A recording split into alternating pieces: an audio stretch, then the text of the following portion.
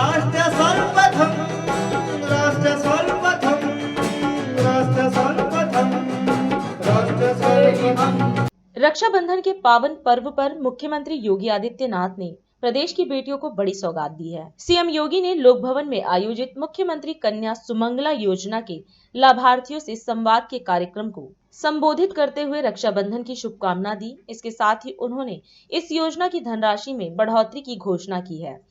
CM योगी ने कहा कि डबल इंजन की सरकार वित्त वर्ष 2024-25 से कन्या सुमंगला योजना की धनराशि 15,000 से बढ़ाकर 25,000 करने जा रही है। इससे प्रदेश की बेटियों को अपने सपने को पूरा करने में और सुलभता होगी। इसके साथ ही वह शिक्षित होने के साथ आत्मनिर्भर भी बन सकेंगी। प्रदेश भर की सभी बहनों को मैं रक्षाबंधन की हृदय से बधाई देता हूं। आप सबके लिए आज के दिन प्रदेश सरकार ने कल सायंकाल रात्रि 12 बजे से लेकर के 31 अगस्त रात्रि 12 बजे तक उत्तर प्रदेश परिवहन निगम की बसेज में और नगरीय क्षेत्र में सिटी बस की सेवा में फ्री यात्रा की सुविधा दी है। आज का दिन बहुत महत्वपूर्ण है, खासतौर पर प्रधानमंत्री मोदी जी के बेटी बचाओ बेटी पढ़ाओ के कार्यक्रम को एक नई ऊंचाइयों की ओर ले जाने के लिए।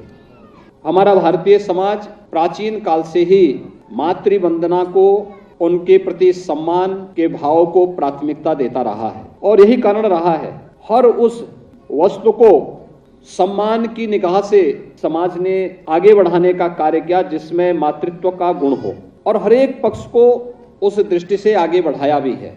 स्वाभाविक रूप से समय के अनुरूप आगे बढ़ते हुए अगर कहीं पे कोई विकृति आ गई, कोई खामी आ गई, उसका परिमार्जन हो, इसके लिए शासन की योजनाएं समय समय पर चलाई जाती हैं। और डबल इंजन की जो सरकार है इसका यह मानना है कि बेटी सिर्फ बेटी है, उस बेटी के साथ कोई भेदभाव किसी भी स्तर पर नहीं होना चाहिए, उसको सुरक्षा मिलना चाहिए, उसे संरक्षण मिलना चाहिए, उसे आगे बढ़ने के पर्याप्त अवसर भी मिलने चाहिए।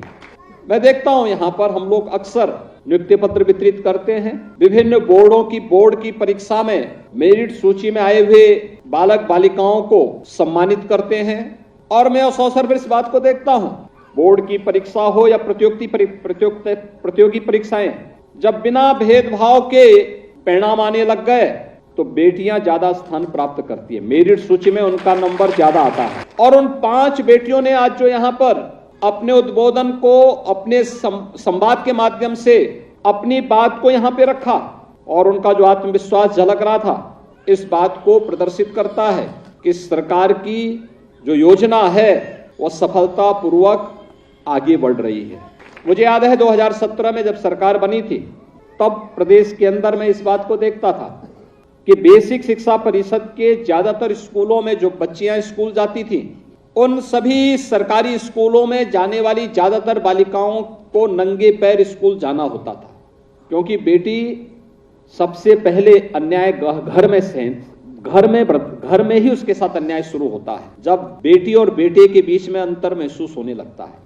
और जो अभिभावक इस प्रकार का कार्य करते हैं वे न केवल परिवार में बल्कि समाज के साथ भी अन्याय करते हैं। कोरोना कालखंड में हमारी सरकार ने एक योजना चलाई बैंकिंग क्रॉसपॉन्डेंट सखी का। 56,000 बहनें आज के दिन पर बैंकिंग क्रॉसपॉन्डेंट सखी के रूप में प्रदेश भर में काम कर रही हैं और बैंक का लेन देन गांव के अंदर ही वे कर रही हैं और उसमें से 25,000 रुपए से लेकर 1.5 लाख रुपए तक वे बहनें प्रति माह कमा भी रही हैं। प्रदेश के अंदर अन्य तमाम क्षेत्रों में इन बेटियों ने, इन बहनों ने एक नया स्थान बनाया है और आज इसीलिए रक्षाबंधन का यह अवसर इन सभी बेटियों के लिए, इन सभी बहनों के लिए उनके सम्मान का अवसर बने, इस दृष्टि से आज का एक कार्यक्रम यहाँ पर किया गया है। राज्य सरकार और केंद्र सरकार की डबल इंजन की जो सरकार है, यह प्रदेश के अंदर महिला सशक्तिकरण के लिए, उनके सम्मान, उनके स्वाभिमान और उनकी आत्मनिर्भरता के लिए पूरी प्रतिबद्धता के साथ कार्य करेगी। आप सबके प्रति मेरी शुभकामनाएं। धन्यवाद। जय हिंद। राष्ट्र सर्वप्रथम